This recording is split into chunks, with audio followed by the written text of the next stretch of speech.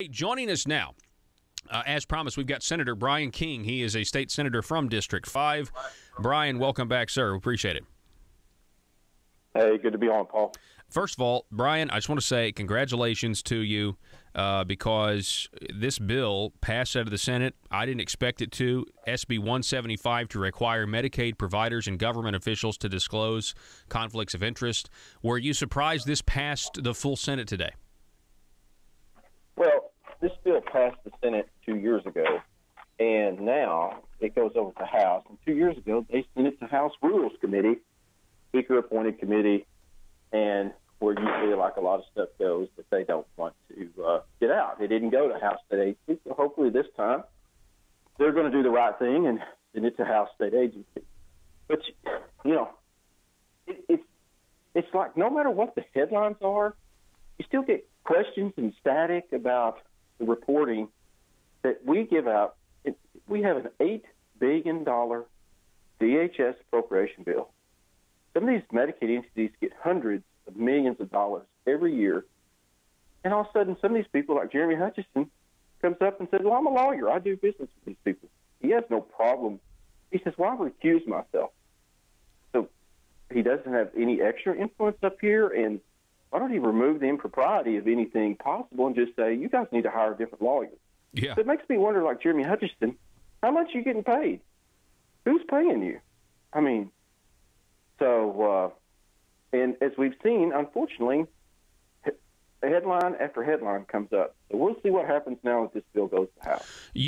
I was in committee when this passed out on Thursday, and it was interesting debate. I thought it was good. But as I was looking around the room, I saw that there were lobbyists who were literally, I feel like, physically uncomfortable because they were hearing you present what I think would be hard on them. And you added a lobbyist provision in this, right, that would disclose how much money these Medicaid providers are paying lobbyists. Tell me why you wanted to do that. Well, I mean, as I said, they get hundreds of millions of dollars, but they ought to disclose how much money they're spending to be able to get your tax dollars. But they don't want to do that. It's the dirty little secrets up here, Paul, that these people down here don't want to disclose. Yeah. No, I and you said that in the committee, and I think you're right. And I hope the House, I hope it. But you got to, I mean, this is something I want to remind everybody. This is nothing new. If you have a lawn care business and you're a state representative or state senator, and you start cutting a state-funded institution's grass, you just have to disclose it, and that's all you're asking in this bill, right? Yeah, it's the same thing. And then the other thing about the Medicaid, because we've seen up here where I think that possibly it could be possible there's pay-to-play things where a certain person passes legislation, and then their best friend gets hired a few months later, and then we turn around and give hundreds of millions of dollars to that entity that their best friend got hired. You have situations like John Burris, for example.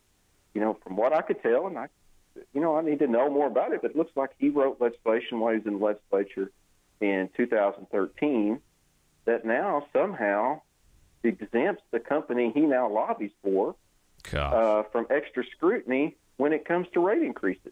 So, I mean, I need to know more about it. I'm not making any accusation. It's just some more information about this bill that he authored.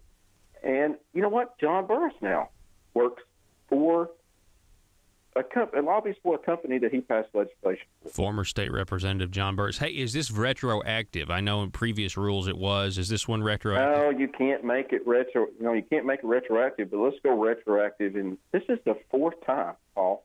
And as I've said, every time that they fail this bill up here and everybody plays their little scheme games, well, you vote against it this time, and the next time I'll vote against it, and we'll have all these smokescreen questions. And, sadly, there's another headline that follows it. Yeah. I mean, Jerry Hutchison, for example, says, well, I should have attorney-client privilege and everything like that. Well, if that's the case, get out of the legislature, okay? Don't come up here and vote on stuff and influence stuff or have, that's what we see as some vote. We don't know what they're doing calling an agency director on behalf of somebody. We don't, I mean, if he, let's say he recuses himself, which is a no vote, well, then is that not influence? Because what if you're trying to do something that says, you know what, we're trying to restrict the Medicaid entity, or we're trying to do something and make something more efficient, they don't like it, they hire him as a client, he recuses his vote, well, that's a no vote. Yeah. So, we're talking with State Senator Bryan King. He's calling down from the Capitol in Little Rock. So Senator Jeremy Hutchinson, he spoke against your bill. Who else spoke against your bill today on the floor, and what were some of their arguments? nope. Yeah, nobody spoke against it, but he was the main one of trying to say this attorney thing. And you know what? Okay. This attorney, you know what? It's like it's like a John Grisham novel, I guess, with attorneys. I mean, they feel like that they can just get away with anything because they have this attorney-client privilege. And and hey, Paul, I want to get back and apologize to you and your listeners out there that I was supposed to be on last Friday, and I had the wrong time down. Hey, it's no problem at all. I apologize. Yeah. For that.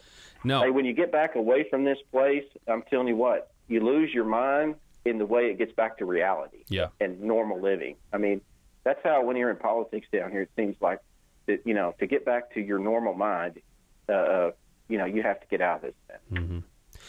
And I messed up. Do you have to run, or can I ask a few more questions?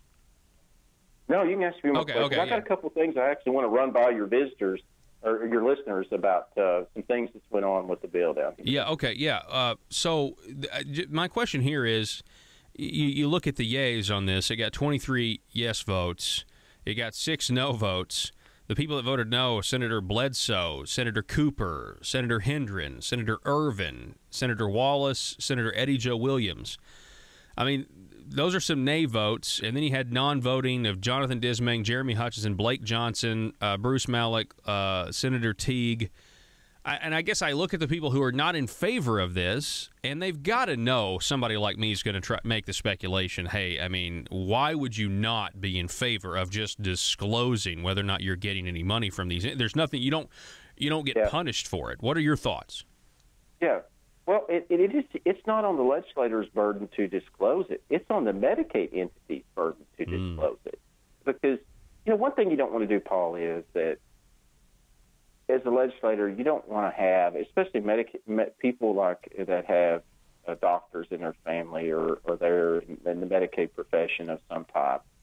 You don't want them to miss something and it look like they're trying to hide something. Yeah. This puts it on the Medicaid entity. So the behavioral health Medicaid entity out there, they're responsible for disclosing. One of the absurd arguments I heard against this, and it come from the nursing home people in a private meeting, was, listen to this. How do we know, how are these nursing homes going to know that they're, who they deal with is a state legislator? Okay, they hit us up for bills all the time, and they're lobbying us for stuff, and they contact you, but somehow they're not going to know that I'm a state senator or Michael Lamoureux was a Senate pro tem. I mean, it's a little suspicious on that one, buddy, I guess. But so, yeah. But, hey, Paul, if you don't care, I want to talk about a couple other bills too. Yeah, let's do it. I had a situation. I filed a bill that limited the fine ability for civil fines or with the tobacco control. Basically what I had a small business owner back home in my district call me one day and said, hey, I made a mistake. These tobacco products that they sell in a convenience store, this guy has 5 businesses, employees, small business guy out here, trying to do everything he can to keep going. He had an EPA situation where, like, a log falls across the creek and someone just removes it thinking they're doing something or made a mistake or something, and they come in and EPA wants to fine them a bunch of money and shut them down. This guy had $250 of untaxed tobacco that he had bought off what he thought was a wholesaler that's supposed to pay the tax. Just a mistake. Tobacco control people came in. They found these 250 cigars for like $900 of untaxed tobacco. Okay. They started out telling him they could fine him $36,000 and put him in jail for a year. They then come down in their benevolent ways, I guess, to $19,000. Understand, this guy has only had one offense in his past that he had a clerk sell to minors. But somebody's had a convenience store for that long and that many employees shuffling it out, that can happen. Well, only one offense. He winds up being forced into settle for $9,000 for $900 of untaxed tobacco. Wow. So I filed a bill that limited his ability to threaten and would say, you only can start out with a 3 times multiplier on the first offense. So the most he could start out on was $3,700. And instead of $36,000 where they started out. So that's incredible. I don't know. This governor and some of his agencies are out of control on how they're dealing with people out there trying to make something. And this guy just admitted he made a mistake. And so that bill failed on the floor. You had the typical establishment against the small business guy and the way they do something. You had him for the bureaucrat that's out here trying to fund his agency through funds.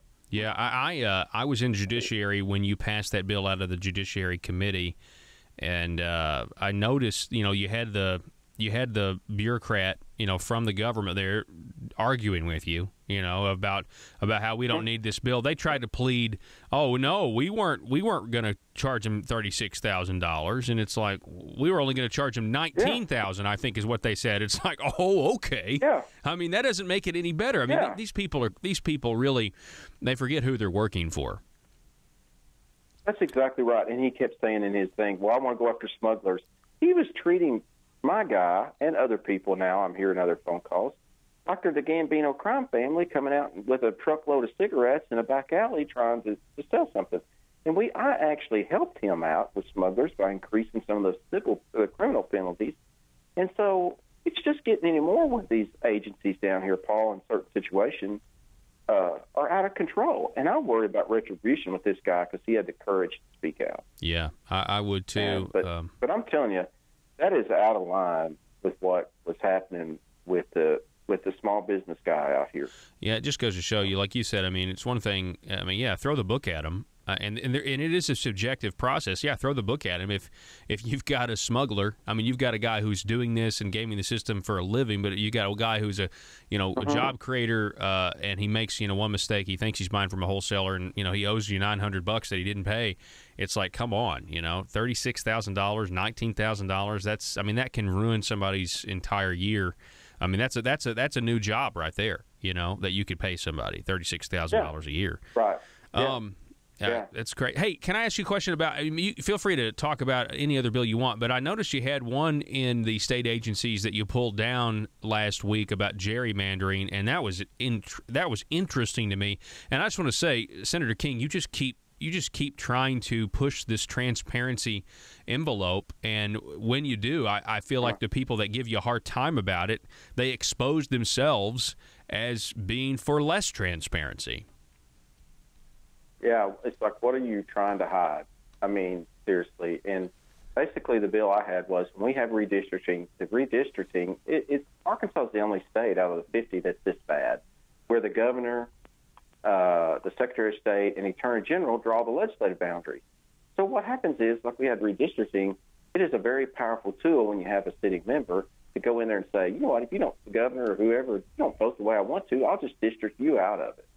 And what happened with the coward Mike Beebe was, and I call him a coward because he don't want to go face and win the issues back home and try and beat me in a fair election.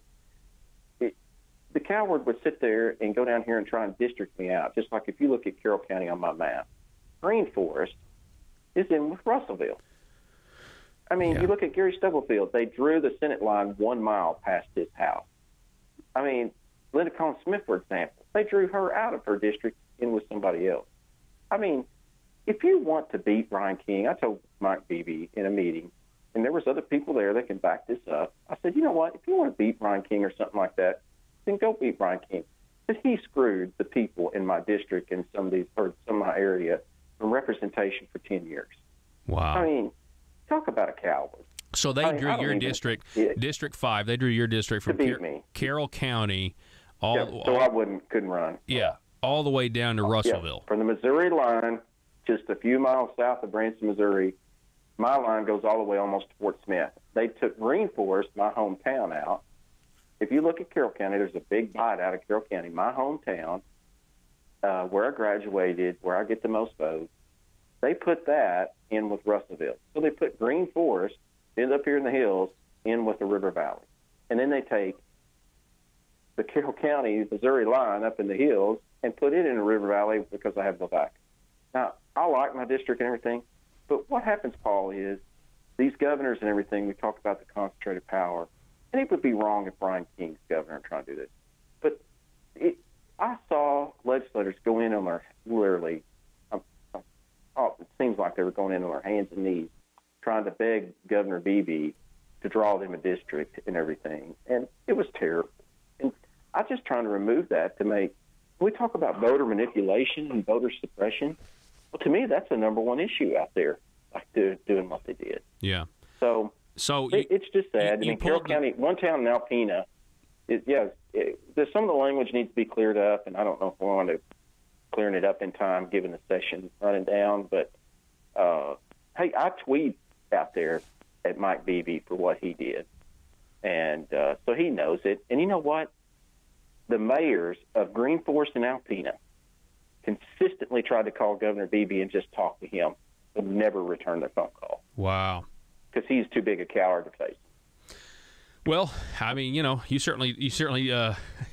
the most unambiguous legislator in the state. You always let us know how you're feeling, Bryan, and I appreciate that. And speaking of governors not returning phone calls, coming up at 5 o'clock, I think we're going to hear another story about that as well.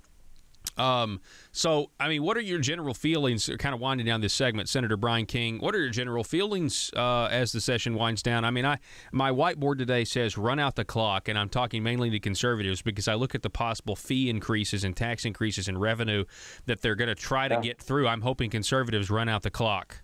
What do you think? Well, you can't count on that. I'm telling you what. There are some things like voting to reverse, like the gasoline tax, or vote to refer it to the people. But typically, even though I am who I am, referring it to the people, I most generally every time like to do that. As much as the people can get to vote on stuff, I like. But on this one, I don't know that I'm going to vote for this because, number one, you don't know where the money's going. Yeah. Paul, you look at measure after measure. Governor Hutchinson wants to sit there and tell people, oh, we cut taxes for this, this, this.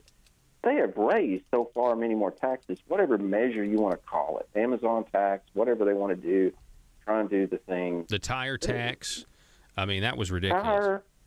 Every solution he needs to is about the person out there working harder for less money and trying to do something about getting in his pocket to pay for the fact that they can't manage things. We don't know what the revenue report for April is. I actually hope it gets better because, money's too good.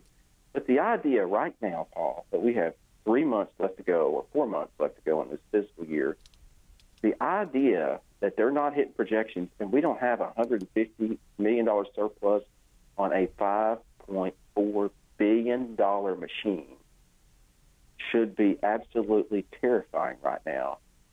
Yeah. And they don't act it. I mean, we've had measure after measure that would have cut government, spend efficiencies, do those things that needs to be more efficient, and they just ignore it. They don't want to do it.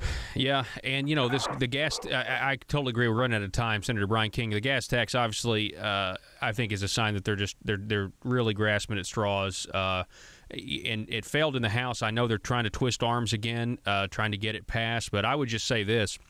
And I'm glad you're skeptical about voting for it because, if you're for tax increases or if you're against tax increases, I mean, to me, I would say let's make sure that there's a 100% chance that there's not going to be new revenue or new tax increases, on the people. I mean, that's like 10, 11 cents a gallon.